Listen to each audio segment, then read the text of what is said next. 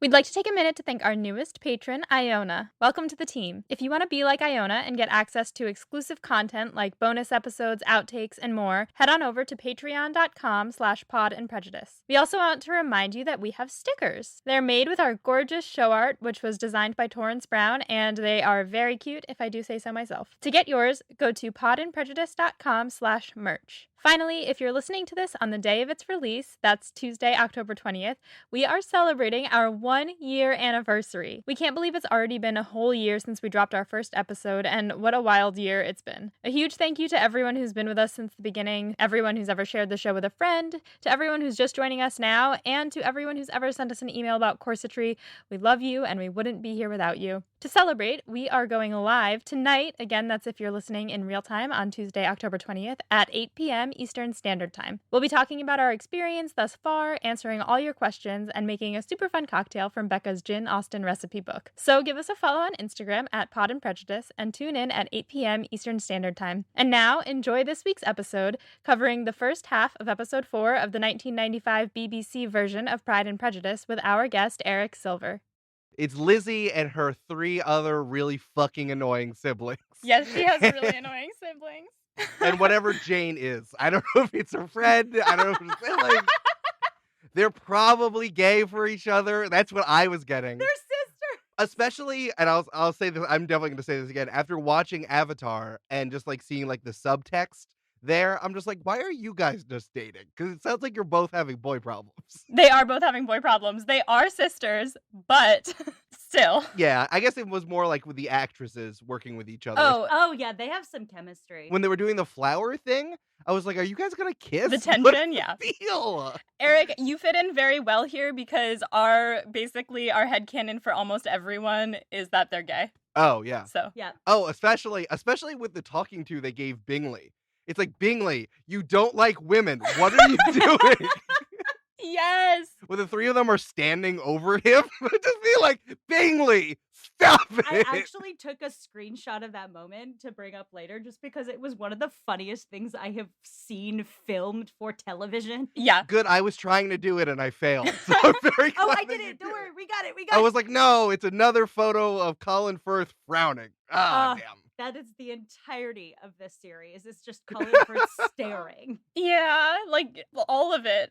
Also, my mom, I rewatched the last episode that we did and then this one with her because she was one behind. And when Charlotte was getting married to Colin, she was like, I think that Charlotte is gay. She says she's not romantic. She doesn't really care for men. I mean, oh my God. I love your mother getting in on the picking up the queer vibes in Pride and Prejudice. Yes.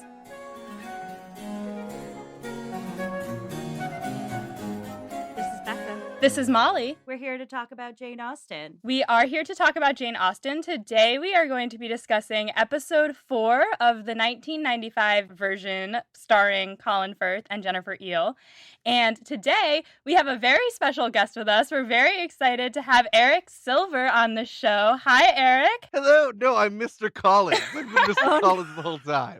We have the Mr. Collins on the show today with us. Just here to make everyone uncomfortable. You can't see, but I'm waving exclusively with my fingers. Oh my gosh. I hate that. I hate it all. I'm so happy to be here. This is so much fun. Yay. It's really wonderful. Eric, can you please tell the listeners what you do, how you're in the podcast world? Tell us a little bit about yourself. Why, thank you. Well, I am the Dungeon Master of Join the Party. In my opinion, the best sounding and most accessible 5th edition Dungeons & Dragons podcast out there.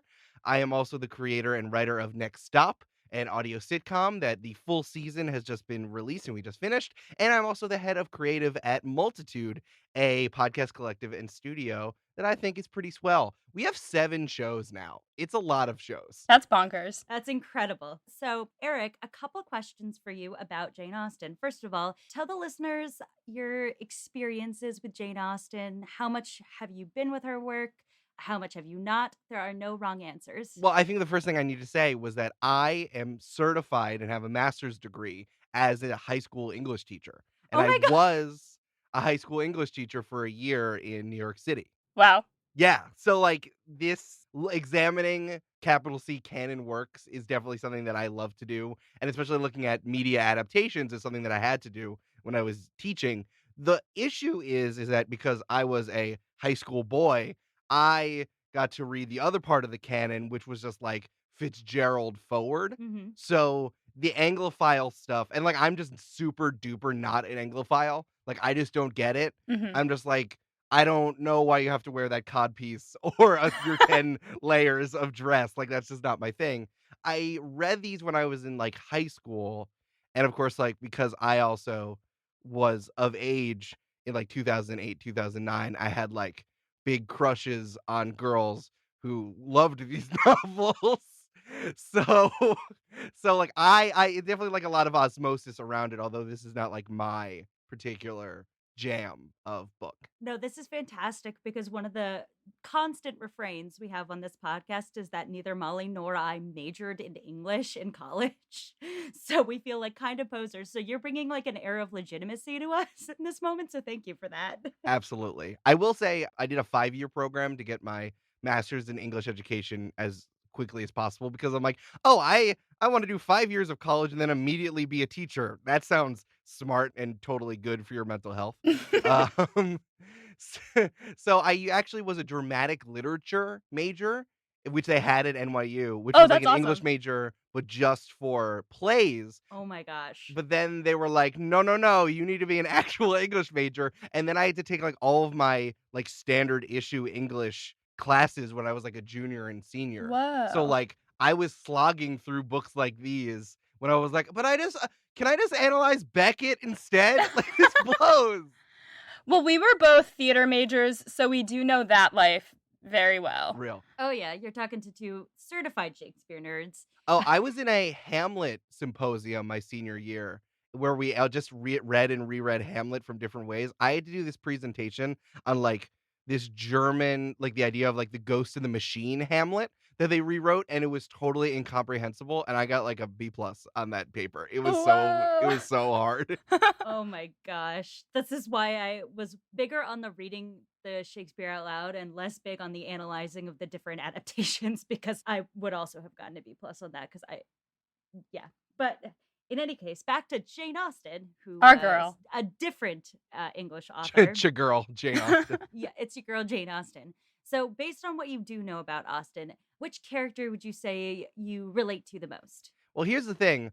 All of the main character women are the interesting and witty ones, and all of the men are just grumpy and terrible people. That's true. So maybe it's like one of the like side characters who are friends with Lizzie or any of the other in any other maybe Bronte book or any other Jane Austen book who's like a confidant but also has to marry someone who's like not of the gentry.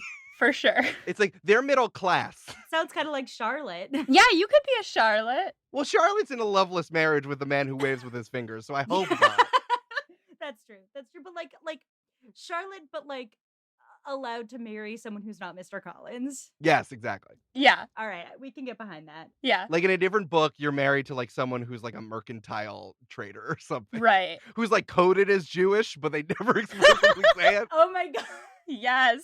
Oh man, that's the exact opposite of me because I never stop talking about how I'm Jewish. Anyway. Oh, good. This is gonna be a great fucking episode then. We're all Jewish here in this house. Good. This is gonna be a wonderful little like pre-Shabbat record sesh. It's gonna be great. Oh, amazing. In this house, we have a designated Shabbos goy. Incredible. Okay, and then the last Austin question we have before we're gonna jump right in is whether or not you have any Austin hot takes you want to lay on us before we start. No, I just think that like the gendering of books is so interesting to me because I feel like as a boy book nerd, and like this is also a little bit different because my mom did her senior thesis on Fitzgerald, so she really her favorite book is The Great Gatsby, and I feel like from this era, Gatsby is also mine because I also for various reasons I like that it's in one summer. I like that it's like very much of its time, and you can only look at it and be like, wow, this is exactly like our real life. And other things, and everyone's just like really terrible, and some of the descriptions are amazing. But I feel like that lost generation was like books for boys, and not even like Hemingway. Like I would include Fitzgerald in this as well. But like I never ventured into the Bronte and Austen era because I'm just like, I don't care about these girls who say funny things to themselves, but then actually need to deal with the societal pressures that are on them, which I'm sure that girls who were in high school needed. But then again, I could have learned something by like actually having a hyper intelligent, very crafty, very much like the whole plot revolves around getting what you want eventually sort of book and seeing it from a different perspective. So like just the gendering of book nerds is so stupid to me, and I really wish I had read something like this, even if I had to like suffer through the actual reading of Wuthering Heights. Mm-hmm. Oh, that is a different podcast, but Wuthering Heights is one of my favorite books. So if you ever want somebody to make Wuthering Heights be loud and relatable to you, you can always contact me. I'm so happy to do that for everybody. But again, different podcast because this is about comedy and not about how the Moors of England represent the wildness of Heathcliff and Cathy and their lust for each other. Anyway, You know, I've never read any of these books that are being brought up, and I don't know what I was doing you in never high read school. The Great Gatsby? No, I read The Great Gatsby, but I didn't read Wuthering Heights. I didn't read any Bronte, didn't read any Austen. Here's the other thing, though. The Great Gatsby is literally like 130 pages. That's true. It's like a fucking pamphlet. It is very It's like short. Animorphs. It might as well be Animorphs. Animorphs for sad alcoholics. Yeah, pretty much. It was just the same. It's the same book. Yeah, it is interesting that generally because I didn't read Austen in class or the Bronte sisters in class. I read those on my own because Nerd. I was a nerd. And also because my mom raised us with these novels, which is interesting because it sounds like your mom raised you with Fitzgerald more than Yes. anything else. And so I think that really the books that we take to have roots in what our parents showed us was cool as opposed to what we read in class. My parents read So- me Harry Potter. Mine too. So here we are now, Yeah. reading this as an adult. But I feel like that's like parents running into a room and kicking down the door, and it's like, kids like books now? It's like, oh my gosh. Good. Oh, thank God. Oh my God. Yeah. When I was really little, my dad was terrified that my sisters and I would only ever read Harry Potter. But it turns out that reading Harry Potter was really important because all three of us, we have very different careers, very different interests, but we're all huge book nerds. And that is directly because my dad read us Harry Potter when we were really little. So the joke's on him because it went the other way. And we definitely read way more because we love Harry Potter. But that is a different podcast. That is a different podcast, but I will just say, before we actually get into the Jane Austen of this, my parents were also terrified that I would only read Harry Potter, and so I went to high school, and I stopped reading for fun, and then I went to college, and I was just reading plays, and then I got out of college, and I started rereading Harry Potter right away, and I did 2 rereads in a row, and it took me 2 years, and my mom was like, please read a book that's not Harry Potter, and I only started reading books that weren't Harry Potter when it came time to do this podcast, so there are both sides of the coin. There you go. It happens. I was going to say, like, yeah, reading leads to more reading, but sometimes it doesn't, apparently. Well, you know what? All you have to do if you want to become more of a bookworm is start a podcast about reading classic works of feminist literature from the Regency era in England. Oh, classic. And speaking of doing that, Yes. we should talk about this one. Let's talk about the movie version. Exactly. The movie version, though. To be fair, though, this movie version is so important to the discussion of the book that I said this before in a different episode. There are people out there who think that lines or scenes that are in this version happen in the book. One very specific scene in this part is very iconic in this TV adaptation and isn't in the book. And everyone thinks of this scene with Pride and Prejudice, but we will get there. Yes, I could not tell the difference. So please let me know. Excellent. I will. We will, because I think I know what you're talking about, and it does not belong in this world, so. Anyway, let us dive right into episode 4 of the 1995 adaptation of Pride and Prejudice, starring Colin Firth and Jennifer Eels. So, scene 1 starts immediately after proposal get-in. Darcy is leaving the house, and he and Lizzie are both reflecting on what's just happened, and we hear their voices playing in each other's heads, which I thought was a my God. lovely touch on the movie's part. All right, first thing, I'm sorry. I'm so sorry. No, go for it. Go for it. So I know that like in books, a lot of this stuff has like epistolary parts, and I realize now it was a flashback, like seeing the whole thing. And I really tried to just watch this, and then I looked for context. I'm like, oh, it was the letters and all that stuff. Mhm. But there were parts where, and even later when Lizzie is reading the letter, and since she's not like directly reading the letter, I'm like, man, these guys are like psychically talking to each other. This is actually a sci-fi book. It must take so much energy out of themselves when they're doing this. Yeah, they're like force projecting. Yeah, it was like a real choice to like not have them explicitly like they weren't looking at anything. So I'm like, why are they just like talking in each other's brains? Yes. It's wild how they do this because this scene in the book is basically just Lizzie stewing in her own emotions about what just happened. And the show brings in Darcy also stewing in his emotions over what just happened. Yeah, which we don't find out in the book that he did that at all until like the last chapter. And so I thought that was actually a good touch where he reminisces on her saying, "Had you behaved in a more gentlemanlike manner," which then at the end of the book he brings up again and is like, that rang in my head for days. And I was like, oh, okay. But I did think that this was not as good as the moment in the book in general because this part in the book was so masterfully crafted. It was like she reads the letter, she doesn't process it, she reads it 4 more times, and each time she falls a little bit out of the I hate Darcy realm that she was in when she first read it. So, but this was good too. This was fine. Yeah, no, I think that Jane Austen's most impressive writing in her book is in this part because you just see Lizzie read the letter, and the first time she reads it, she's like, "What a dick." Then she reads it again, and she's like, "Oh, well, I guess this part's fair." And then she starts reflecting and she reads it like 5 more times as she's sitting in one place and she's like, "Fuck, actually." That could have been so much more interesting to me because that we saw both of them. I do like that we are understanding more of Darcy's interiority, which does go really nicely into his letter. Mhm. But if we would like have deepened the Lizzie character a little bit more, because then it's her against Darcy's letter. Right. But instead we had them talking into each other's brains. I think what this does is center the story a little bit with Darcy. But what it does allow us to do is see the flashback of him and Wickham being bros and then Wickham being a douche. Yes, well, we haven't quite gotten there yet because first he gets home and he runs into Fitzy, and oh, we have nicknames for all of the characters, so his cousin Fitzwilliam is Fitzy. I got it. Yeah, great, just checking. So he runs into Fitzy and he's like, "Darcy, are you unwell?" And he's like, you'll forgive me, I gotta go." And then he runs upstairs. Then he starts writing the letter. And now we get the flashback of him playing with Wickham as a boy. My boyfriend who I watched this with pointed this out. The way he's writing the letter reads as if he's writing a really long DM. Yeah. I really like the flashback of this because it was like it was a period piece inside of a period piece. Yes. Like all the things you would have to do to prep for making a period piece. Like, all right, we need to make sure there's no anachronism. We need to make sure the costumes are right. That was like, all right, we need to go even farther back, like burlap. Yes. Fishing hooks. Yes. Like, let's make sure it's on point. Also, these little boys had long hair. I loved their hair. Yeah, one of them had a straight up lob, like my hair in quarantine lob. Yeah. Oh, your hair in quarantine. Talking about my hair in quarantine. I'm wearing a hat so you can't see it.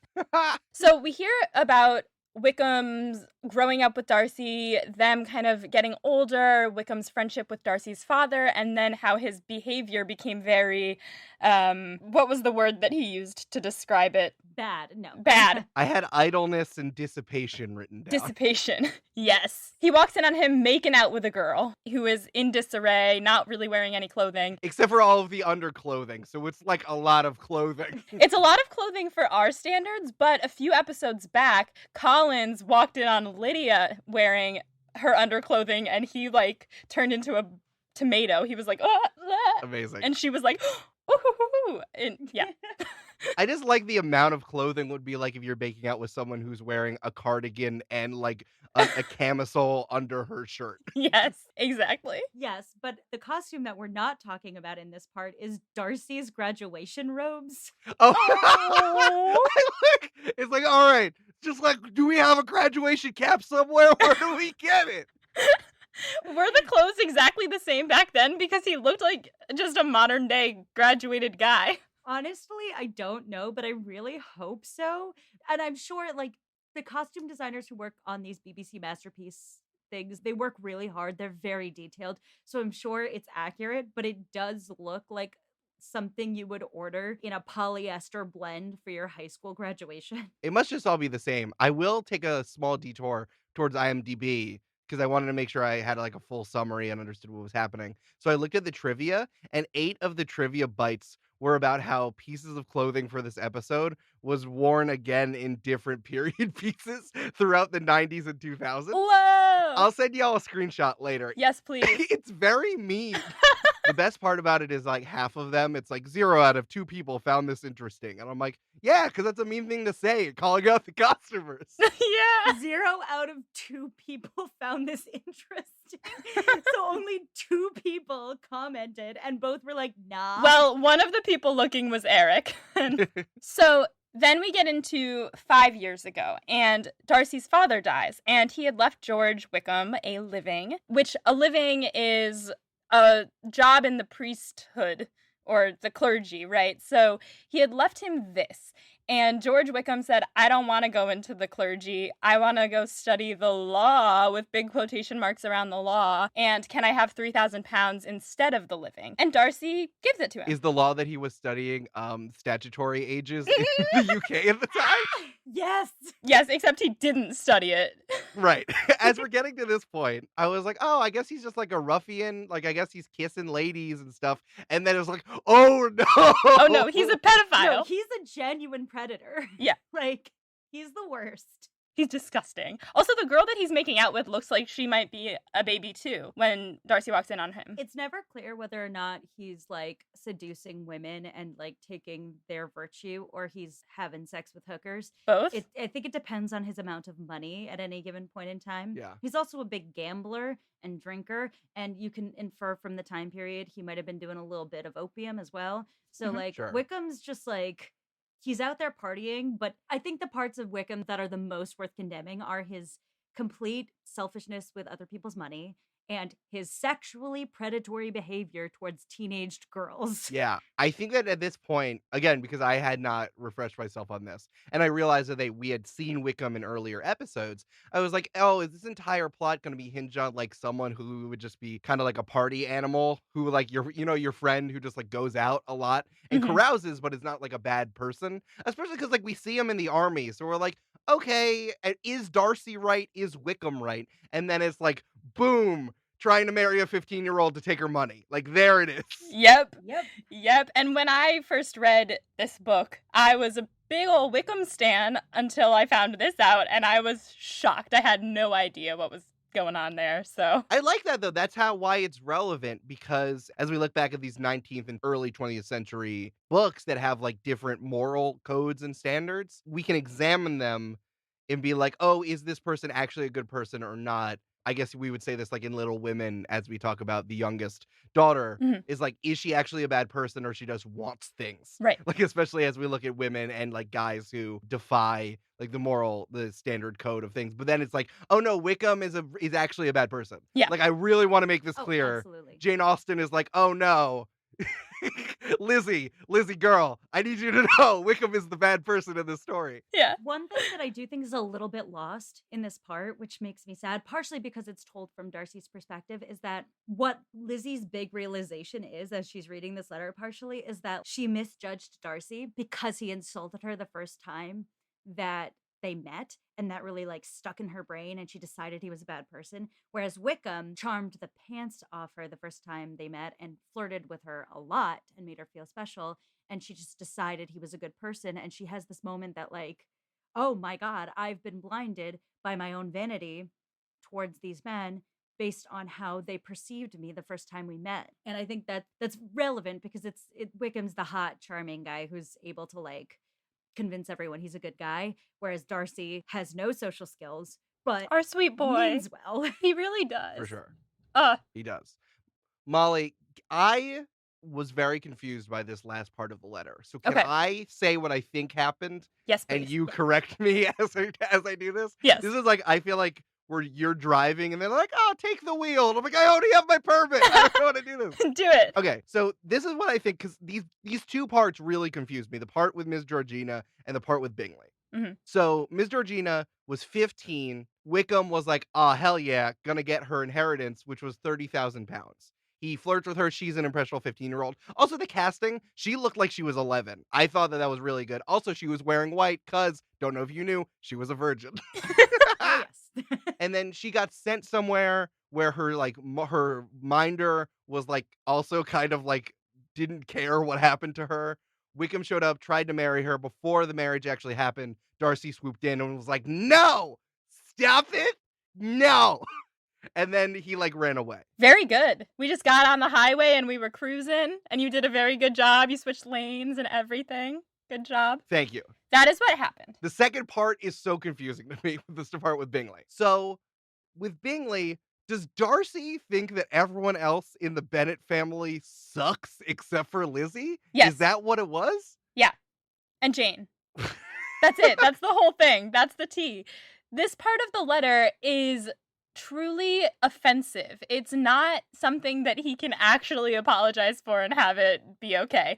He says, your family's embarrassing, loud, rowdy, and of course I didn't want Bingley to marry into your family. So we took him away to London and we told him your family sucks, and he believed us because he's Bingley and he needs 12 opinions on everything and he'll believe what we tell him. Holy shit. I could not believe that. Yeah. That was wild. Yep. Also, like, front load that and then be like, but I was right about everything else. So actually, in the book, he does front load that. It's like the entire first half of the letter is your family sucks, you're poor, and also Wickham is a bad guy, so please love me again. That's the arc of the letter in the book. But actually, the way that it was written in the movie, first, Darcy sits at his desk and he writes out all the stuff about Wickham, and we see him, like, finish the letter. He puts out a candle with his bare hands, which I thought was an excellent manly touch. This is how you start to get into the female gaze, just watching Darcy, like, anxiously go back and forth and be all angsty and, like, put out a candle with his fingers. Yeah. And writing really angstily. Yeah, for Exactly. sure. And I thought when he said, this is my full account of my dealings with George Wickham, that was the end of the letter. And I was like, is this movie really going to skip over everything else that he said in that letter? Like, what is happening? But then when Lizzie gets the letter, she's reading it and it picks up where he left off. So we start with her reading about Bingley, and we get that shot of Bingley sitting in the chair, the sisters and Darcy standing above him, and the sisters just like talking to him at the same time. Oh, Becca pulled it up. I had to, because I had to take a picture of this because it was the most ridiculous shot I have ever seen. Can you see this? It's so good. Yeah, I tried to take a screenshot, but Hulu didn't like it. So I'm so glad that you took a screenshot as well. Oh, I did this on my phone because I was like, this cannot go by. Listeners, we understand this is an audio medium. Graham, don't yell at us. We will post this to our Instagram when we post this episode of the podcast. Yes. Can I be the sister with like the really severe eyebrows? Oh, yeah. That is Caroline, and she is a brutally mean person. So if you want to channel that energy, she is the character for that. Yeah, just do like a really bad Photoshop of our faces on top. Yes! I'm just saying I don't have to be Darcy, is what I'm saying. Excellent. I'm on your podcast. I'm not going to presume that I'm Darcy. No, you can be Caroline, Becca will be Darcy, and I'll be Louisa. No, I'm Bingley. I know I'm Bingley. It's okay. I accept my fate. No, Bingley has to be the art of the podcast. It's us yelling at the podcast for us to talk about this stuff more. Yes. So he's given her the letter at this point. One thing that is also true is that they also convinced Bingley that Jane wasn't into him. Oh, right. Yes. That's a big one. That's a third part of the letter. Well, I want to talk more a little bit about the movie making, because I think that there are two shots that really, which is why I got some confused, because they lay it on so thick. I didn't think it was true. One was this particular shot where three people are berating Bingley in a chair like he's in an interrogation. Yes. And the other was like the super hyped up versions of the Bennets. Those were real. Okay, I couldn't tell if it was like, it felt like in a movie where you had to demonstrate debauchery, where like people were running around, people were dropping things, people were yelling at each other, especially Mrs. Bennet. I was just like, did this really happen? Or was this reshot? Chewing with her mouth full? Yes. So this flashback was brilliantly done. So this happened in a previous episode. They were at a party, and we see throughout the party the sisters being wild, Mary playing the piano really badly, Daddy Bennet coming over telling her to stop playing the piano really badly. We see Jane and Bingley interacting at that party as well, but all of those were shots that did happen already. And when Lizzie reads them, she thinks back on that party and she realizes that Darcy is right about her family. Sure. And in Proposal Get-In, Actually, not in Proposal-Geddon, but he visits Lizzie twice in the previous episode, and the first time they talk about marriage for some reason because, the book and the movie, they have to. Sure. And she says that it would be possible for a woman to be settled too near her family. And he said, you wouldn't want to be settled too near Longbourn, I think, saying, like, you're different from your family, right? Sure. And she doesn't pick up on that. But now she's, like, listening to him talk about how shitty her family is, and she's like, oh, my family's kind of shitty. I think they do a really good job at demonstrating this later in this episode Mm-hmm. because I went really hard on this letter. Like, I had a lot of notes on this letter. Yeah. But the only thing I noticed, I'm like, wow, the other Bennett sisters really suck. They do. Oh, Like, they're yes. really annoying. They pout, they cry, they only care about status. They bother their mother and father. Mrs. Bennett reinforces all of this stuff. Like, I'm sure, and what I understand about this book, like, I know they were always terrible, but like they really kind of lay it on thick and really double down on some scenes in this particular episode. Yeah. Absolutely. And I think it's also Lizzie starting to realize how terrible they are. Like, it's playing out in front of her. And when you're reading it in the book's perspective, you can kind of see, oh, Lizzie's starting to pick up on it more. Mm-hmm. Yeah. And then in the movie, you get to see, oh, these are some really highlighted reasons why people don't want to associate with the Bennets. Right. And in terms of Bingley being convinced that Jane doesn't love him, we see a flashback of them at the party and her kind of serenely smiling at things that he's saying. And Darcy says that he saw them interact and thought Bingley was in love, but Jane couldn't give two shits about him. And actually, it does kind of look like that, and that's kind of Jane's biggest flaw, and why she's not my favorite character in this book is because she does not allow her feelings to take any sort of power in her life. She just like lets people walk all over her and lets the world pass her by, and that's what she's doing with Bingley. And Charlotte warned her in an earlier part of the book. I don't remember if this happened in the movie or not, but Charlotte said if Jane doesn't show him how she feels, he's gonna move on. And he did. That is so interesting, especially because Mr. and Mrs. Bennet are used as such comedic foils, especially in the beginning of the book, but then throughout this entire series. But it's like, oh no, this is a real society we're in. When you say shit like that, things happen. Like, if you're so openly craven about moving up in society like Mrs. Bennet is, like, people are going to know because you're doing it at parties where people are there. Yes, exactly. And that's something about also seeing it in the movie that I didn't really pick up on in the book, was that those rooms that the parties are in are small. So if Mrs. Bennet is shouting about how her daughters are going to be thrown into the arms of wealthy men because Jane's going to marry Bingley, everyone heard that, and everyone was uncomfortable. So it was a very good flashback. So the last part of the letter, Lizzie's talking out loud to herself as she reads it, and Darcy says that there's one thing he actually regrets that he's done. And she's like, oh, really? Astonish me, which I loved because I love this girl. He didn't tell Bingley that Jane was in London when she was, which was a bad move on his part, because if he had, maybe they could have talked to each other and worked it out. And he says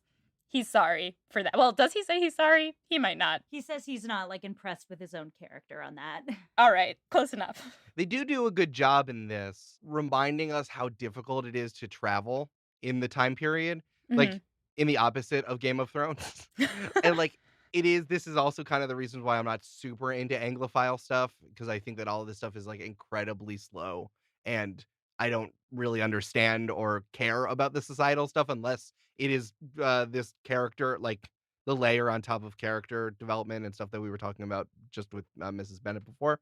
But it's like, oh yeah, no, like that would be a really bad thing if you didn't tell someone you were in the same city when it's really difficult for people to see each other. Yeah, exactly. And she was there for months and he didn't tell her. And she went to visit his sister, and like the sister called on her too. Like, it's a very decided, like, hide it from him thing. So not a good move on his part. Yeah. Tough. So that is the end of the letter, and it doesn't satisfy Lizzie. She still thinks he's insufferable, but from the book we know that she does go back and read it several more times and slowly starts to believe him. We don't really see that here. And then it's time to go to Rosings for dinner one last time with our favorite character, Lady Catherine de Bourgh.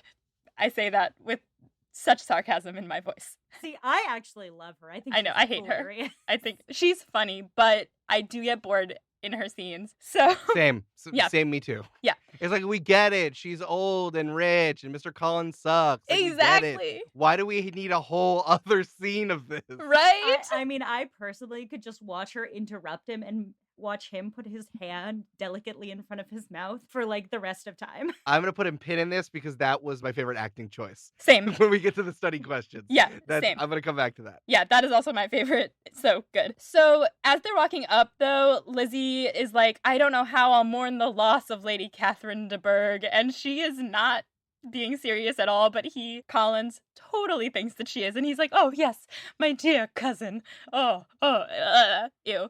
I didn't know if you knew, but Lizzie Bennet, sometimes she says things that are different than what society believes. Who would have guessed? I don't know if you knew that about our main character here. Incredible. So they go inside, and Lady Catherine turns to Lizzie, and she's like, you are very dull today, Miss Elizabeth Bennet. And Lizzie's like, no, I'm fine. And she's like, no, of course, you are sad because you are leaving. And Lizzie's like, And throughout this whole conversation is when Collins keeps trying to agree with Lady Catherine, and Lady Catherine keeps interrupting him, and Collins just shushes himself. A perfect move. It's incredible. We'll come back to this. Yeah, we'll come back to this because I think that we all have a lot to say on it in the study questions. Oh, yeah. So Lady Catherine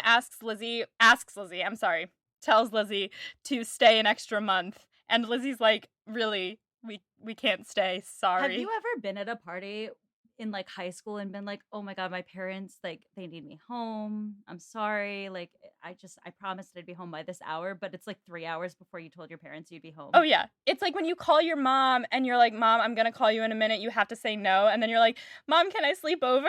Oh, she said no. Sorry. But then imagine you're sleeping over for a fortnight. The stakes are too high. They're too high. Yes. And this is a moment that actually I loved in the book that they do perfectly in the movie, where Lady Catherine just like totally barrels through the conversation on her own. She's like, oh, well, where will you change horses? Bromley, of course. This reminded me so much of like a Jewish grandmother on Long Island. Yes. Like, they love me over there. Give my name. All right, so when you change at Ronkonkoma, the train conductor, I know him. He goes to synagogue at Beth Shalom with I know his parents. And he won't even, it will be 2 different areas. You'll pay a whole $8 less, regardless of where you're going. It's exactly that. So she's like very vexed by the whole thing. She says that she doesn't want them to leave, but whatever. The next morning, Mariah, my favorite character in this entire film, she's unpacked her whole suitcase and is repacking it. And Lizzie comes in and she's like, Mariah, what are you doing? And Mariah's like, Lady Catherine was so severe about how she said we should pack our trunks and I had to repack. And she's like, Mariah, it is your trunk. Lady Catherine will never know. Guys, I don't know if you knew this about Elizabeth Bennet, but she's a woman out of her time. She's a little different. Yeah, just a little bit. So they go outside to say goodbye, and Collins and Lizzie have a little moment, and Collins is trying to like rub it in Lizzie's face how happy he is in his marriage and how unhappy she is, but he won't talk about how unhappy she is. And she's like, you are very good. Brilliant. And then he goes on about how he and Charlotte are so happy and they seem to be made for each other. And then we get... So before we get to it, he seems so earnest here, and you genuinely have a moment of like, oh, he actually really loves his wife. And then he goes and gives the creepiest wave. He tucks his chin in and does this like just the fingers wave, and Charlotte phenomenally looks up. She's like startled, she's frazzled, she's trying to pack everything into the carriage, and she looks up and she's like, hi. It's brilliant, it's beautiful. Poor Charlotte, but she seems fine. She's fine. This is the adaptation version of like in Shakespeare plays that are like straight, but then like when a character makes a face that is obvious, like, wow, we're in the modern times. And then everyone laughs and runs away. Like, that was that moment right there. Yes. And then Lizzie giving a little, like, eyebrow raise to her as she's, like, walking away. Jennifer Eel, the queen of eyebrow acting. I've said it before, and I'll say it again. Then they get in the carriage, and this part, we talked a little bit in the last episode about how Stanley Kubrick sometimes, like, steps in and directs a scene, probably, because Lizzie's in the carriage and she looks out the window and Darcy's face just fills the window and Yeah. re-proposes to her. That was the psychic talking. That was the psychic projection I was telling you about. Yes, it's that scene in episode 3 of Star Wars where Padme and Anakin are talking to each other from across the city and Oh my God. and he's about to go die and she's about to go give birth and all of this stuff. Anyway. See, my boyfriend's just made me watch all of Twin Peaks, and it reminded me of the opening to the Return series where there's just Laura Palmer's face that just like beams up out of everything. And it just feels like Darcy just like beams into the screen. Mm-hmm. And Lizzie is like staring at him and she shakes her head and he disappears and then the camera is underneath the carriage and we see the horse's feet like going along, trotting along, and the music is swelling and it's kind of spooky, and honestly this is how it would be shot if the carriage was about to capsize. Yes! Right? Yes! Right? I was like, oh my God, are they gonna make her crash? I had like Fast and Furious brain, and it was like, oh, there's gonna be an explosion in 3, 2, 1, and then the carriage explodes. Yes, exactly. And then instead it was a commercial break. That actually brings us to our first study question at the end of the scene. So this is specifically about the fact that, like, as we discussed in the first part of this episode, Lizzie reads the letter like 6 times in the book and then has this realization just like sitting on a bench near Rosings. Here, the film directors are going for something a little bit more subtle in how like it builds on her, and subtle's the wrong word possibly because of the projection of Darcy onto the window screen. But how is her realization about how she feels building in this part, I guess? I think we're seeing it nag at her, but I don't think that in this version, I don't think that she's noticed how she feels yet. I think she has accepted that Wickham sucks at this point, but I haven't actually gotten to see her accept what he said about her family and Jane. Like, she's still really mad about that stuff. So I don't think that she's actually come to any sort of realization yet. Yeah, I agree with that. I think what we were talking about before about Mr. Darcy,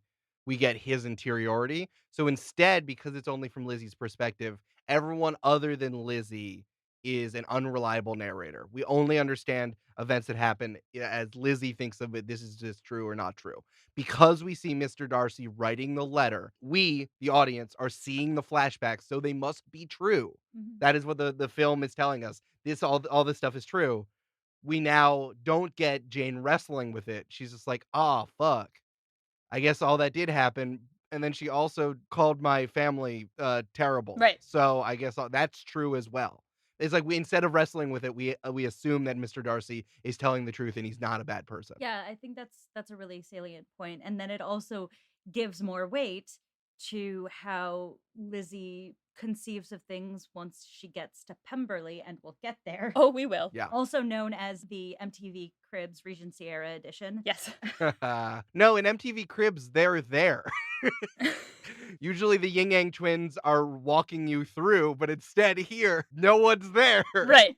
So in the next scene, Lydia and Kitty meet Lizzie and Mariah at the Boo! end. Yeah, we hate them. They suck. Boo! Well, actually, mostly Lydia sucks. I actually have feelings about Kitty, but we'll get there. So Lydia, I loved this shot because Lydia is leaning out of the window and waving like, Lizzie, Lizzie! And Kitty is standing next to her behind a closed window, which is just the entire vibe for the two of them through the entire book. There was another moment in there after she waves. She's like, "Oh," and then she's like mouthing like, "No, I'll come back here. Like, I'll do that." I'm like, "That's the modern thing. The modern thing is in there." Yeah. So they go and they bring them up. They've bought them lunch. Kitty and Lydia have bought Lizzie and Mariah lunch, except they need to borrow the money because they spent it all on a hat that's an ugly hat, actually. I wrote down what the lunch was. Please tell us. It was cold ham and pork and salads and every good thing. Every good thing. Double pig,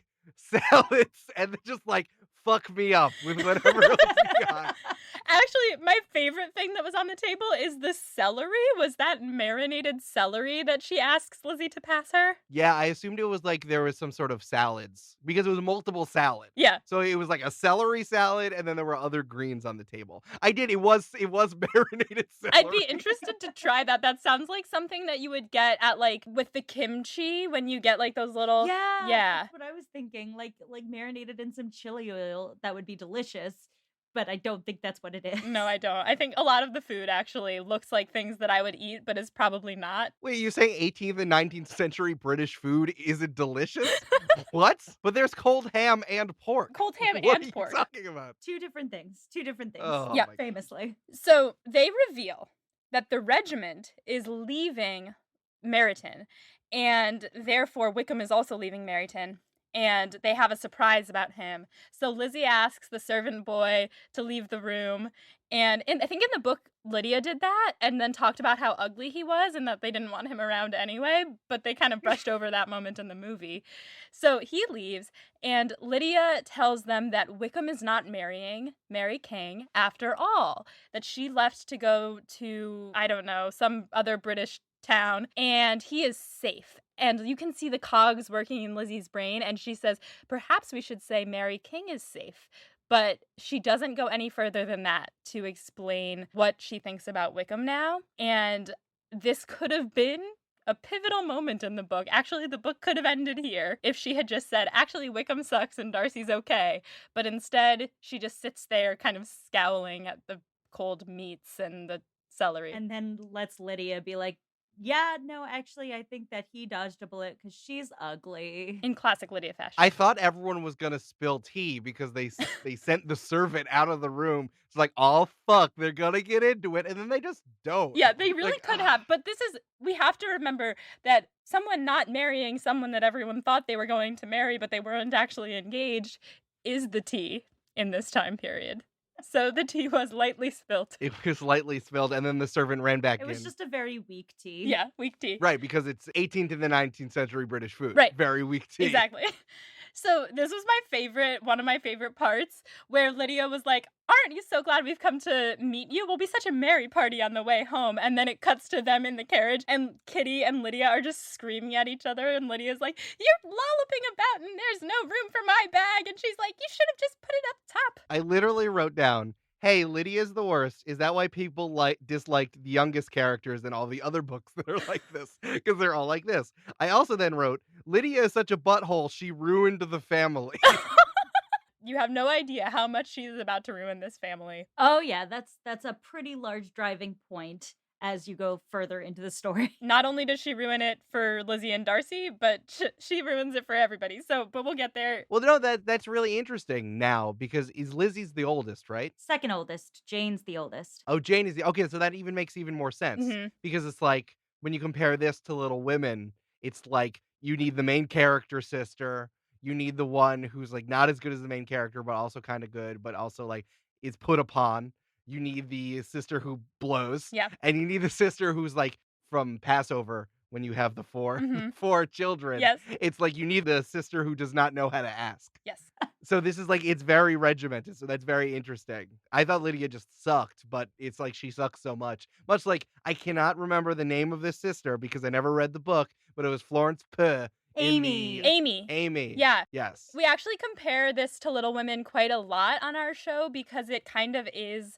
Little Women is kind of like the American Pride and Prejudice, in my opinion. 100%. Because it lines up 100%, so well. Yes. Yeah. Yeah. We also compare it a lot to Fiddler on the Roof and those sisters. Well, that is interesting. Yeah. That's very interesting because, again, we're talking about who has control of the story. In Fiddler, it's the dad. So it's like when someone does something rebellious, it's a bad thing. Mhm. Oh, that's really interesting. Oh, yeah. Yeah, it's all about perspective. Yeah, and in this, the dad doesn't check the rebellious sisters. He doesn't say, you need to stop. He just kind of laughs at them, which in Fiddler, obviously, he is like, what? Should I do this? Should I do that? I haven't seen Fiddler on the Roof, which is apparently, in Molly's book, enough to excommunicate me from the Jewish faith. It's on Netflix now, so I have no excuse anymore. I will watch it. I promise. I will watch it. That's true. Now you have to go see the Yiddish version to like double down Yes. and make sure that you really know what's happening. yeah. So we get home, and Lizzie tells Jane that Darcy proposed, and we get to see Jane reacting to this information. And Jane feels bad for Darcy, and Lizzie's like, I don't feel bad for him. He's going to be fine. Which, again, makes me think that she has not yet really fully processed what's happening between them. And Jane thinks that maybe there's been a terrible mistake and that Wickham isn't as bad as we think he is. But Lizzie says no, only one of them can be good. And I'm inclined to think that it's Darcy based on the information that we got. And also, cultural consciousness of this story Right. and everything. And the fact that Colin Firth is Darcy and not Wickham. Exactly. Yes. And also, Wickham, not hot. Not worth it anyway. No, absolutely not. So Jane asks how Lizzie responded to the letter at first, and this is where Lizzie gets to say her iconic line, "Till that moment I never knew myself." But that in the book is not a line that she says out loud, and also it's not really a line that I fully understood when I read it. So I wasn't sure why they decided to have her say it, but yeah, I think this is actually something I can critique about this adaptation, which overall is so faithful and grabs onto the best parts of Pride and Prejudice so well. It's that this line is basically her being like, I've been so arrogant as to think that like I am clever and I figured out all these people, but I didn't even figure out why I was feeling the way I was feeling until I read this letter. Oh, I see. It's interesting because by necessity of it being a film, the movie often has Jane as the sounding board who Lizzie says the things that she just thinks in the book aloud to. Yeah. Which is great because it deepens the relationship between Lizzie and Jane, but you also miss out on some of the more introspective moments of Lizzie by the fact that it's a movie. Yeah, I think that this is the reflex of people who adapt books to visual to TV or movies, is that you need to make everything interior exterior, which is on one hand you see Darcy's side of the story instead of just seeing Lizzie, and then Lizzie not really thinking and having to talk to Jane instead. So it kind of takes away a very key element of what we love about the main characters of Austen and Bronte novels, is that although they don't say it, they think it, and they're very cutting and smart. Yes. And like emotionally in tune. So like Lizzie is then just like a charismatic person that everyone's kind of ignoring, instead of being like an interior person who does not have the knowledge, charisma, or experience to say that out loud, which I think is why a lot of high school girls and young women find themselves in these books. So I mean, it's the movie treatment, is like, I don't look like Jennifer Eel, so like I'm not Lizzie anymore, which is kind of a bummer. Which is also why I like the casting of Georgiana, because she was literally a child. Yeah. Oh, it's so good. It's such a perfect cast. I cannot wait to meet her. Yes. Also, the most extreme version of this is The Handmaid's Tale, which is Yes. basically that Offred, who in the Handmaid's Tale book thinks a lot of very rebellious things, cannot say them out loud or she will die. Whereas in the TV show, she says it out loud, but that kind of takes away from how scary it is because she keeps saying things out loud and she doesn't get caught saying them. Right. Actually, I think the most extreme version of this would be The Giver, which I did not see the movie version of, but you're not supposed to know what color is. But anyway, that's a whole other podcast. That's just a flaw in adaptation in general, I think. Yes. So this is a crucial moment. Lizzie asks Jane if she thinks that they should tell their friends about Darcy actually being a good guy and Wickham being the worst. And Jane, bless her heart, does not want to do that because she's Jane and she is good and she doesn't want to cause harm to anyone. And Lizzie also doesn't want to do it because she doesn't think anyone would believe them. And Jane's relief is she's like, oh good, yes, let's not, which was so sweet. And then she says maybe Wickham feels sorry for what he's done and wants to improve himself. And Lizzie's like, nope, definitely not. Nah. So it seems Wickham is not trying to improve himself, and apparently neither are we, because we talked for too long again and had to cut this episode into 2 parts. So that's the end of our conversation with Eric for now. You'll have to tune in 2 weeks to hear the rest of it. But until then, if you want to follow Eric on Twitter, his handle is @ElSilvero. That's @EL_SILVERO. You can listen to his podcasts, Join the Party, and Next Stop, and pretty much anything else Multitude has created, you can check out at multitude.productions. And until next time, stay proper and try to find yourself someone who doesn't hate your family. But if they do, make sure they write a really long letter detailing all the reasons why. Pride and Prejudice is edited by Molly Burdick and audio produced by Graham Cook. Our beautiful show art is designed by Torrance Brown. To learn more about our show and our team, you can check out our website at podandprejudice.com. To keep up with the show, you can follow us on Twitter, Instagram, and Facebook at Pod and Prejudice. If you like what you hear, check out our Patreon at patreon.com/podandprejudice to see how you can support us, or just drop us a rating and review wherever you listen to podcasts. Thanks for listening.